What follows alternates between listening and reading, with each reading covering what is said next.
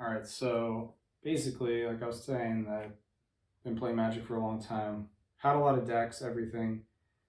The more you play, it's fun to have a deck, but I think a lot of players like Commander or Cube. It's a format where it's like there's more cards, it's more diverse.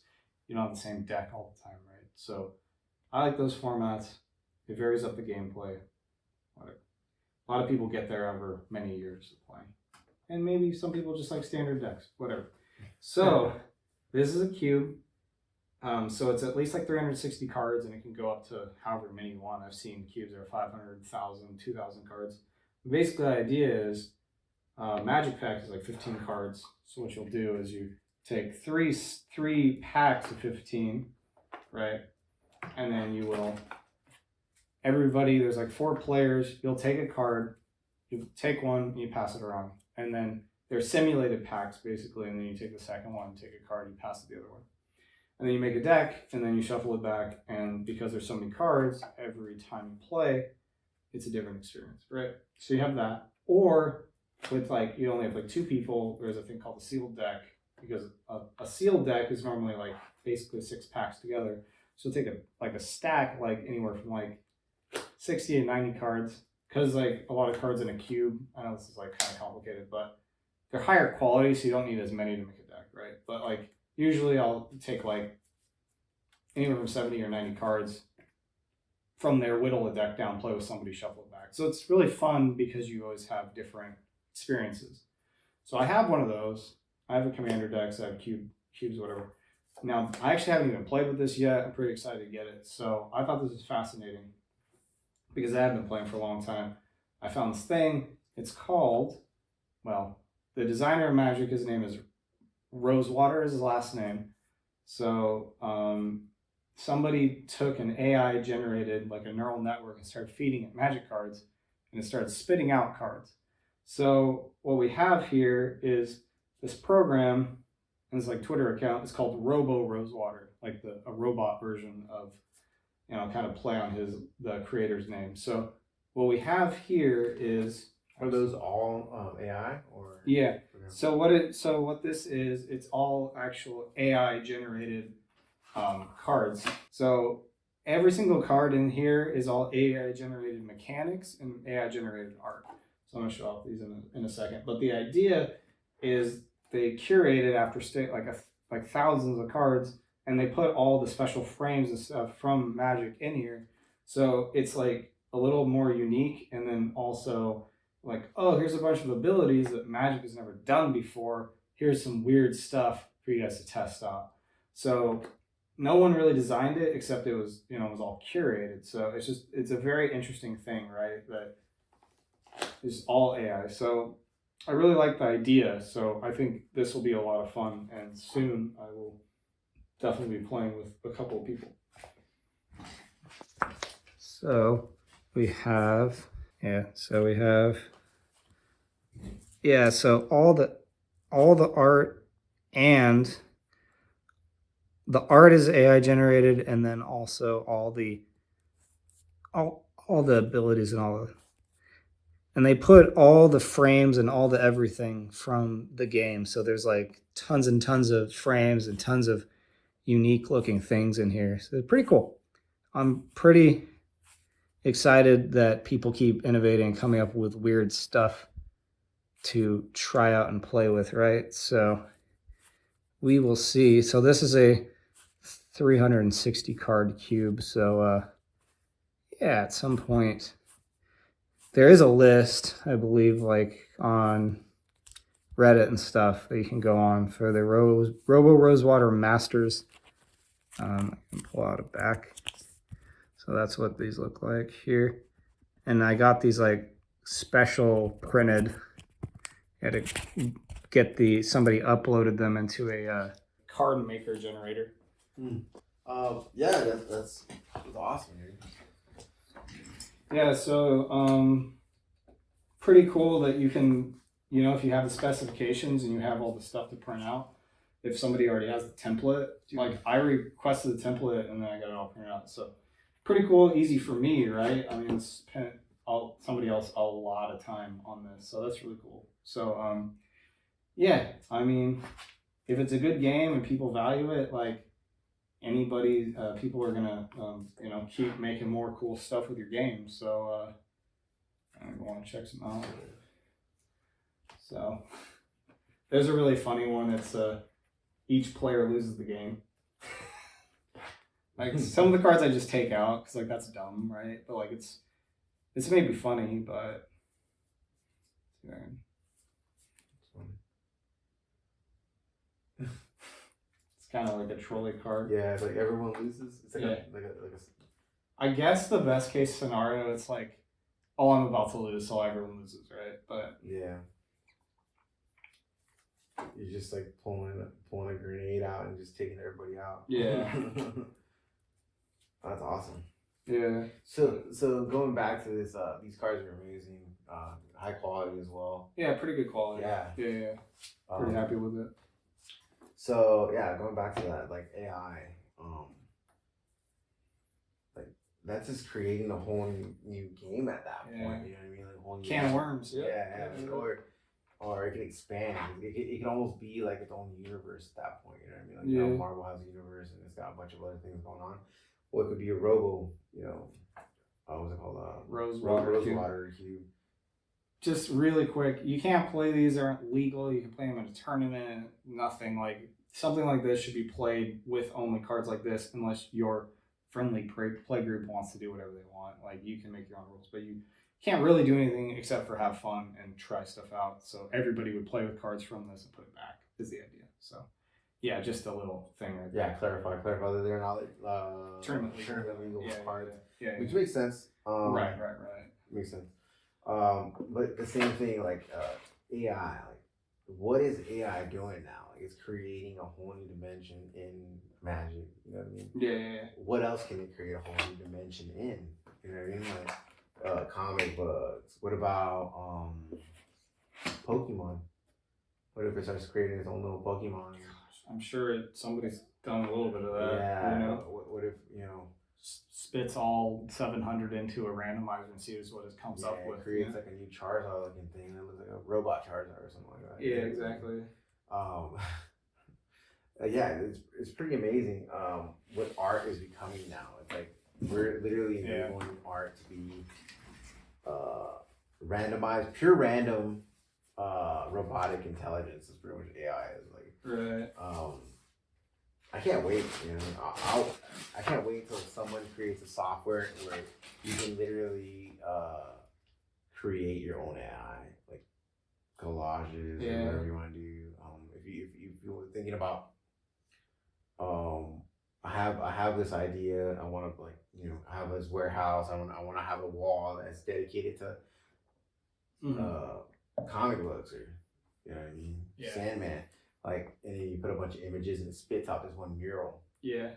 You can kind of do. Pretty cool, right? You can there's, I know I have two friends that play around on the AI like platforms, and I don't know the limitations because I haven't played around with it enough, but I don't know if you like pick clusters of things like islands and skies or trees and you mash up a bunch of images and it comes up with something. Like you feed it basically, I think. Like, okay, feed it 50 things or 4 and see what it comes up with. Yeah. Like you tailor it to your interest, right? So people come up with all sorts of really funky stuff because I'll put in like obviously replicas of like famous art, you know. And the one that I really thought was really cool is there's like a Mona Lisa that was like steampunk, like 9 other images. And when you pulled out, it was all like, it wasn't really her, but it was just the way like the skyline and everything looked like her face once you put them all 9 together. So it's like, that is a freaking cool concept. Let me see if I can find it. I think I can. Pull it up. Pull it up here. Or I don't know. Oh, yeah. I don't know. But all right. Yeah, doing stuff like that, it like lets you be, the ultimate creativity. As far as art and concepts, even like creating like your own little mural. But the question is really like kind of like crypto and everything. Like, who really owns it? You know what I mean? Who really owns it? Like, yeah. I mean, obviously this person who spit the cards out, and created these magic cards, owns the idea, but does he own the AI technology that created those cards? And if that person that created that technology comes for him, right, who's wrong here? You know what I mean? I think the assumption is, while like it's fun, like that, like, oh, you're using somebody else's program, like you can't really own it because somebody else. But once you own you own the AI, then maybe. But like the assumption is like that card thing, AI stuff, like no one can sell that. It's just fun, but you can pay to get it designed and printed, but nobody's profiting, right? Like, So you pretty much, no one's gonna like secondary market sell you these cards and make a crazy amount of money, because there really isn't really like a market for it, because it can't be a market for it. Right. Yeah. That's a cool thing about it though. It's like it's so collectorish. You know what I mean? Like this is not designed for flippers or investors. They look like, oh, I'm gonna buy these Magic Cube and I want to make this. Maybe 5 years later it's gonna be worth a lot of money. You know what I mean? It's more like, oh, I like the art and design. I want to buy it more as like a fun thing than an investment thing. And that's what that's why I feel like if someone made like a AI generated like comic book cover, I think it should be very expensive, and it would be more of like it's just an art that like it doesn't, like I can't sell this and make money off of it because no one really owns it. Wow. Right? Isn't that cool? That's cool. It's crazy, right? Yeah. So it's 9 different pictures that have been put together. I'll show 9 different pictures? Yeah. And then when you focus in on the picture frame, it's a different image. It's the Mona Lisa, yeah. Well, what I'm saying is like it's a Mona Lisa, but like if you look at one of the 9 pictures, it has its own little world in it. Yeah. Pretty cool. Pretty cool. So that's what AI can do, right? That's insane. Pretty neat. Yeah. That's insane. I do think there's like practical applications to AI, and I'm pretty sure AI already gets used for some things. I think it does for real estate, or like crunching numbers and trying to figure out what algorithm is like most efficient in like commercial buildings, like what to buy and sell and everything. But I think there's some financial systems that they feed data. I believe BlackRock's Aladdin is like a big financial supercomputer, which you could, at some point you can argue it's AI because it's learning, and it just feeds as much information as possible. I'm sure, like, if you own it and everything, then, nobody's going to be buying and selling it because it's proprietary and it's private. Like, nobody's going to be getting into it. But once again, what if somebody gets into it and copies it or this or that? The biggest thing you got to be concerned about with AI, I think, like Elon Musk, like talks about this and freaked out, is like, you gotta respect it, right? Like, I think you can't really like build the supercomputer, at least. Like maybe like some AI is very basic and boring and like, okay, it's like not gonna do anything, but like you start to get quantum computing with like, it can like, start serving the world's problems. What's the world's problem? Humans. And then it like goes off on the internet and disappears. Like then you have a problem, right? Like, so you got to have it like a one-way intranet, or like extranet or whatever. That's intranet, not internet, where it's like it can't leave. I think that's a big thing, right? Yeah, it just runs on its own server. Yeah, it's like its own server. It's like its own server. Yeah. So that's pretty much what internet is. It runs off servers, but it's its own server in house. It doesn't have any access to internet at all. It just runs off its own network and its own service. It's really controlled. It's just really designed to protect what's in it. But in this matter, we're protecting from getting out. I mean, it sounds conspiratorial, but at some point, it's realistic. Possible. It's totally possible. And I mean, look at it. You have computer viruses. Like, how can this thing can become a virus in a way, and like just start taking over every electronic thing. Yeah. Pretty wild. Can't wait till that happens. All the lights just go off. Yeah. Fucking vacuums turn on, and it's like garbage disposal. Yeah. Your vacuum is trying to push you into it. Yeah.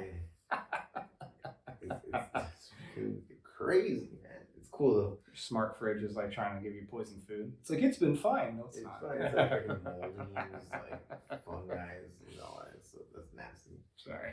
No, but you'd be able to smell it if you had any kind of sixth sense or will to live. We're thinking of hilarious AI concepts. Right? Yeah. Smart fridge killing you.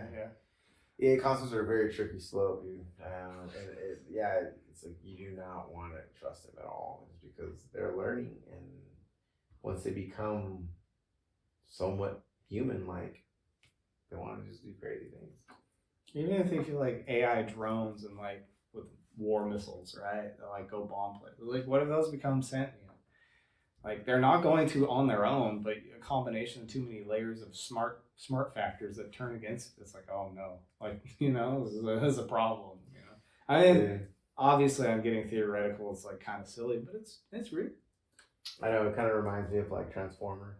When like everything electronic, and then the little, let's say, the little aliens or AI, and it just converts it into like a living thing, and it just wants to kill things. It's like, it's possible, man. Yeah. Aliens gave us AI technology. Oh yeah. Let's go there. As if I haven't been slightly too outlandish. Yeah, dude. As far as comic books and stuff, it's amazing. Digital comic books is awesome. The world is just like evolving so much. Like, if you're a collector and you want to get into business, back in the day, it was like really hard. You'd have to probably like come up with a lot of capital. And like I said, you buy. You can only talk to Marvel and DC, probably, and a couple independents. But nowadays, like, anybody can just, it's cool. Get up exclusive, and you do need capital, you do need an artist, but it's real. It's possible. Considerably more reasonable. And more tangible in a way. Yeah. That's cool. And then NFTs. Yeah. Let's just say, and that's created. You can make your own. Yeah. And so physical comics, like, back in the day, you couldn't make your market. Now you can make your market with apps like eBay and whatnot and stuff, and like become a seller, distributor. If you start creating your own exclusives, you'll be distributing to other sellers, right? NFTs, same thing. Yeah. You create your own market. It's a whole industry being born. Yeah, exactly. NFT is a whole new industry. Like, for better or worse. For better or worse, but there's going to be money to be made, and there's going to be people that were working at whatever, I don't know, like Domino's or McDonald's, but got into this, and they saw the potential and gave it all they got, and now they're living a reasonable life, a great life, because now they have a business, and they're in a market. They created a market. Yeah, that's what's cool. I remember a couple things right now. I saw a video on. Now this is kind of like everything to wrap up. What we're talking about is like a instructional video how to make your own NFTs using an AI generated program that it would take your picture that you made, right? But then it would slightly tweak it so you had 10,000 unique ones. So it kind of was a blend of your own stuff and just slightly different. So you had variations, right? So you only had 10,000 and that's it. So the art's cool enough, whatever. And they're all one of one, right? So that's kind of a cool idea. But I guess it's your original artwork, and it's differentiated, but nothing super crazy. So like too different. So you're not somebody else's artwork, right? So it's still yours technically. Yeah. And I had another funny conversation with somebody. They're like, this company, that company are all trying to give me NFTs. I don't want them to. So it's like finally hitting mainstream. And I was like, it's just gonna be a couple years, right? Where it's kind of weird, where like all these companies are like, everybody's doing NFTs. I guess Starbucks now is doing NFTs where you can collect things and make your own kitchen or something. I don't know, right? But like, you collect those cups, those sought after cups, those like with the straws and everything. But like, and they're like, oh, I don't want that. I just want this, and like, people are all like freaking out and bothered by it. But it's like, all this stuff has already been here. Yeah. Like it's like, yes, we're hitting definite mainstream, and now regular people don't get what's going on, and it's like, it's gonna be a couple years where all these companies try some weird stuff, and then we'll see what works and what actually will stick around after that. I think at that point, I know Square was making a lot of NFTs and stuff, and people are like really against it. Square Enix, the video game, actually, that make this game. Final Fantasy, and I thought you were talking about Square, the payment system. yeah. So Square Enix, and people are really upset, and then like because it seems like they're selling models, and then they're selling digital versions. Yeah, digital versions like. It's the way to go. But it's just it. Some people are saying, oh, the price is going up just as an excuse because you get a digital thing on a crypto platform that might not exist in the future. So I don't know. It's really interesting. I don't know. Any thoughts? Yeah. So like going back to my collecting, like I was like collecting physical statues and I was collecting digital statues. Like that is in itself is a new market. It's a new level. I still call it. It's a new level of collecting. You don't just collect statues. You don't just collect NFTs. You want to spice it up. I want to collect both. Yeah.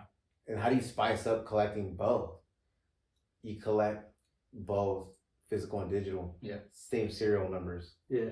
Yeah. What are the odds of that happening? You know what I mean? Like that's super crazy, right? Gotta be into it.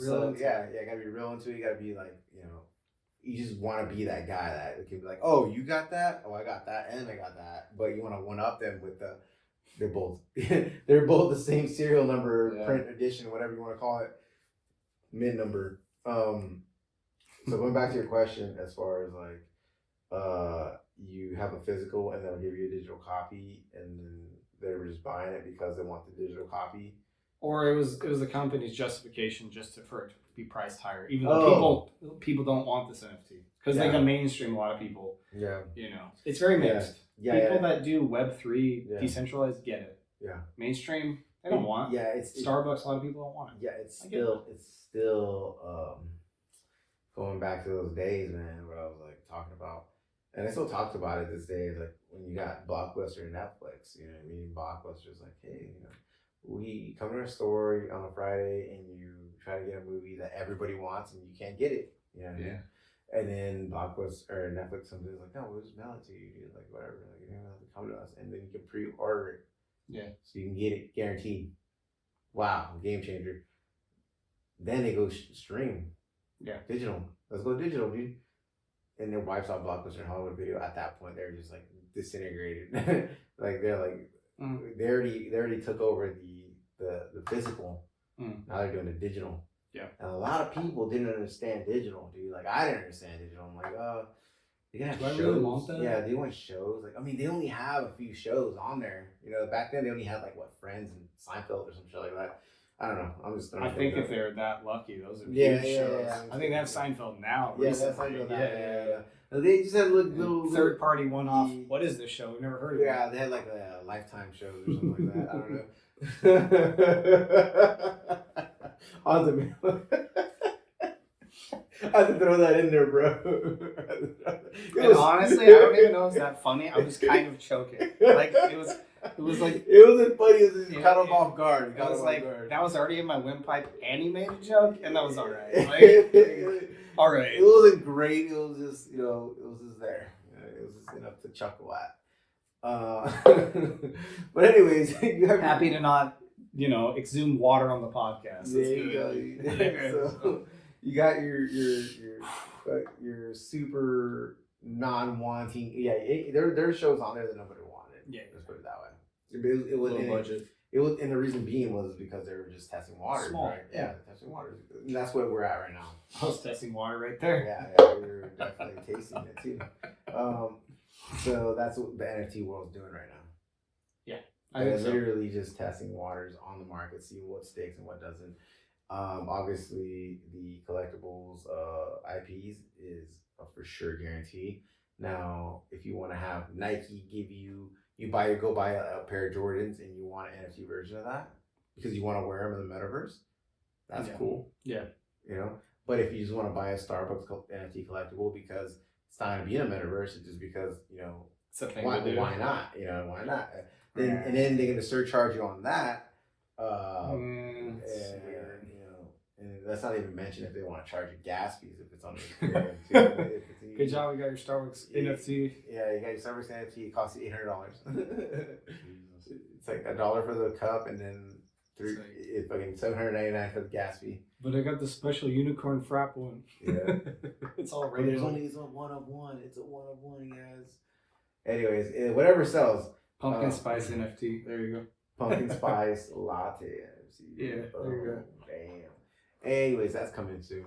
I can already feel it in my bones. You get free physical UGG boots. You get the NFT and you get a year supply of lattes. Yeah. Courtesy of Starbucks. Anyways, I just made that up. It's not real. But yeah, it's like endless possibility with physical and NFTs combined. And just people are just trying to find a niche. What niche? Something's gonna stick. Something's gonna stick. I mean, like you throw a bunch of stuff, something's gonna stick. Something like Target or Walmart crypto and NFTs probably not gonna stick. Yeah, Probably they not. do. They do have those too. Probably not. It's not. Just like generic nonsense. Yeah. Unless they unlock something. It really just depends on like what's actually useful and interesting. Because like I How can they sell understand like the Square Enix stuff, like it's characters people Yeah. love. Like if they still hate it, then it's like okay, you gotta Yeah. come up with something more interesting for people to like it. Because it's gonna Yeah. stick some percentage if it works at all. But if you want to do like some crypto that's like barely around and they have no guarantee it's gonna stay, it's like it's probably not gonna work until later once you have something. So it's just like a weird growing time when people are trying to figure out what's working. That's really